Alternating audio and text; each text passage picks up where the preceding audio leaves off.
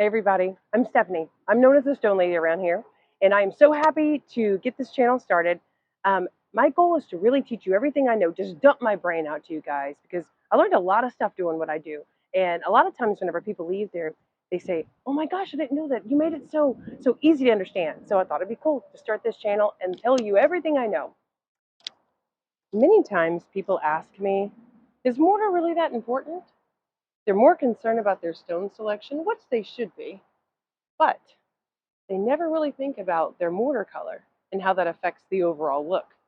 Guys, it's pretty tremendous what the wrong mortar would do to your stone. So I usually start people off at these walls. Here we display 4 different limestones, but you'll notice the top wall is with white mortar on every wall. The bottom is almond mortar.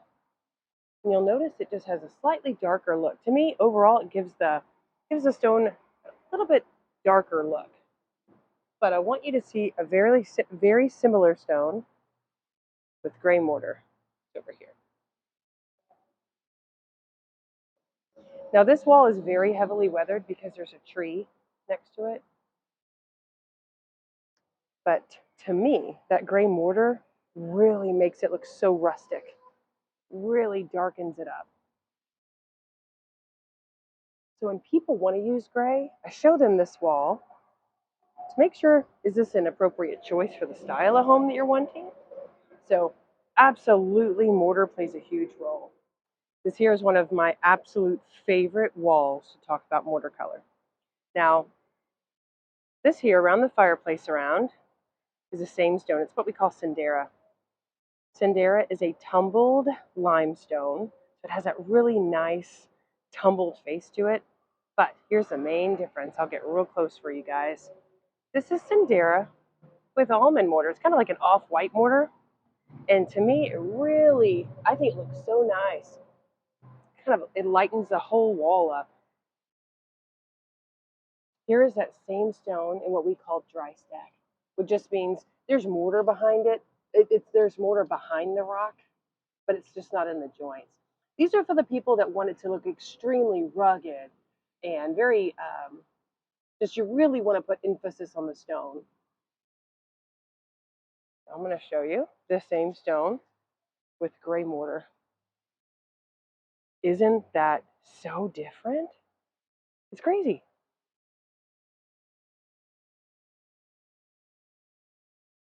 And then finally, Texas tan. And this is a very tan colored mortar. To me, it almost has like a reddish, pinkish color to it. Let's just say you like dry stack. Personally, it's one of my favorites. Just keep in mind, to get this look, the masons have to be really, to me, quite skilled. And to fill the void spaces, you're going to have some of these smaller pieces like this. So some people I hear refer to those as trash. I don't want trash in my wall or small pieces. Keep in mind with dry stack, that's kind of what the look has to be to make that work. Same with here. You'll notice that they use smaller pieces to fill in the void spaces. And then this same stone with mortar. And traditionally, I see a lot of people like the mortar. It's something that they're familiar with, and that's the look that they're going for. But I love dry stack. Now this wall isn't right next to each other, so it's not as easy to tell the difference, but Munich. Munich is a cobblestone, and here you see it with gray mortar. Now the same wall, dry stacked, look at that. Isn't that awesome? Notice those little small pieces again. That's just a part of the look. And here it is overall. So pretty. But these walls, pretty awesome. It shows you dry stack on the bottom,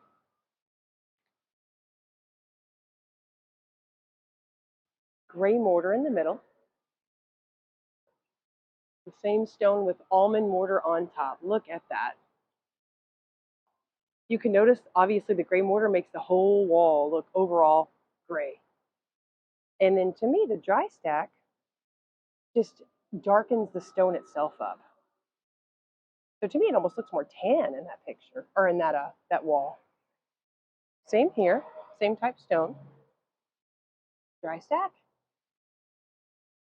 almond mortar. I'm sorry, gray mortar, almond mortar. And I want to point this out too. We are in Texas, and our Texas brownstones tend to be very yellow. When you pair, I have a lot of customers that pair this kind of yellowy tan brownstone with a brown mortar. My opinion, when you pair two different browns together, one always kind of takes on more of a pink tone. So just be careful with that. Be real cognizant of just putting browns together. There's another example of that here. This wall. This is probably by far, well, I would say one of our most popular sellers. And overall, it's very chocolatey. It has some golds. But with that brown mortar, it just is very brown. This stone looks very, very different when paired with the gray mortar. In fact, I believe we have an example right here. It's a different cut, but it's the same root product. That tree isn't really helping me with the shadow, but see that light gray mortar? It breaks it up just enough so it's not so brown. So be very, very intentional when choosing your mortar color, because I actually think it's going to help with the overall look just as much as the rock is. Hey guys, so I got home. I guess I didn't film this on the best time. It was 4 o'clock on a Texas afternoon. So I got home in the cool, and I was like, man, a couple things I wanted to say. Um, Guys, mortar is so important. I can't drive that fact home enough. However, really, if I could give you the best advice, if I was building a home, I would tell you pick the stone first. Stone is to me very important. That is the most important piece. That's going to kind of set the tone, give you the feel that you're looking for. But then it's almost like the little final touches, the details is definitely going to be your mortar. You're going to be have to be very cognizant of the overall feel. Is this a rustic feel you're going for? Maybe go with the gray, or whatever. It's really going to be contingent upon the stone that you pick. But do you want something like country? What was it like a French country kind of feel? Then you're going to go with something different. Is it very contemporary? You want clean lines, and maybe dry stack would be a better choice.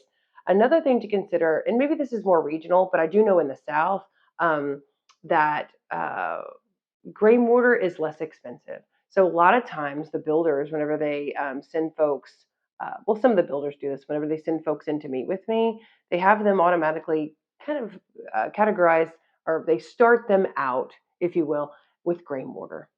And whenever they do choose a white or an almond colored mortars are generally more than gray. So then they do have just a small upcharge. But guys, mortar is so important. I know everybody has a budget, and I'm not trying to spend anybody's money, but mortar is so important. I feel like just for that small amount, you really need to see, like, let's just say it is just a couple $100 more. A couple $100 is a it has a huge impact on the exterior.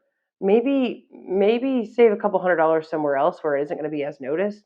Don't do it on the mortar, please, because not only are you changing just that tiny mortar color, you're changing that whole house. So just be real cognizant of that. And one more final thing, and I'll let you go. Um, Tell this to everybody. Whenever you first put mortar, when the guys are first laying the stone, you're gonna freak out.